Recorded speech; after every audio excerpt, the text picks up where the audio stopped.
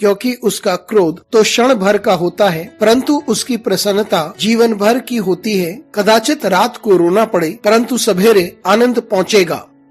बृहस्पतिवार 18 नवंबर 2021। आज के मनन के लिए मैंने आप ही के लिए चुना है भजन संहिता 119 और उसका 18वां वाक्य। मेरी आंखें खोल दे कि मैं तेरी व्यवस्था की अद्भुत बातें देख सकूं। आपका दिन आशीषित हो। जब हम परमेश्वर की ओर से अद्भुत कार्य देखना चाहते हैं तो परमेश्वर हमारी जिंदगी में अद्भुत करता है। आइए इस वाक्य पर मनन करते हैं। आज की सुबह का विषय है, हे प्रभु हमारी आंखें खोल। यहाँ भजन का लिखने वाला बात करता है व्यवस्था के बारे में, आज्ञाओं के बारे में और शब्दों के बारे में। वे बात करता है किस प्रकार से हम वचन से समझें, व्यवस्था से समझें और आज्ञाओं से समझें, और इन सभी में वे परमेश्वर की सहायता चाहता है ताकि वे परमेश्वर के शब्द को समझ सके।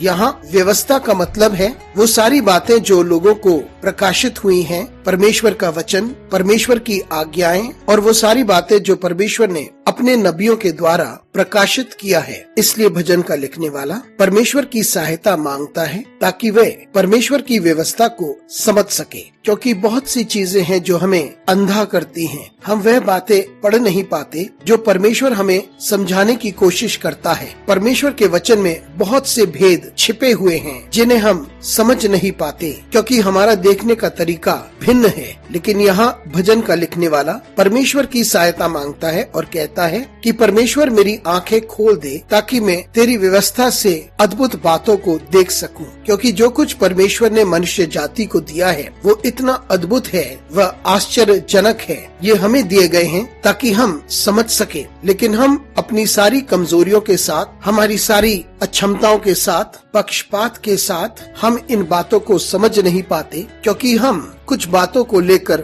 बंधे हुए हैं। और भजन का लिखने वाला हमसे कहता है कि हम इन सभी से आगे देखें जो हमें अंधा करती हैं। हमें परमेश्वर की सहायता की आवश्यकता है ताकि वह हमारी आंखों को खोल दे, ताकि हम उस सुंदर और अद्भुत चीजों को देख सके जो परमेश्वर का वचन हमें सिखाता है। और एक बार हम इसे समझ लें तो जीना अद्भुत हो जाएगा। लेकिन जब हमारे पास वो इच्छा होती है कि हम सीखना चाहते हैं और निरंतर समझना चाहते हैं, तब परमेश्वर अवश्य अपने लोगों को और अधिक आशीषित करेगा। तो आइए हम परमेश्वर के वचन से प्रेम करें और परमेश्वर की सहायता से परमेश्वर के वचन को समझें और परमेश्वर को महिमा दें जिसने हमें वचन दिया है। अनुग्रहकारी परमेश्वर, स्वर्गीय पिता, तेरा शब्द कितना अद्भुत है। हमारी सहायता कर ताकि हम इसे समझ सके। यीशु मसीह के नाम से मांगते हैं, आमीन।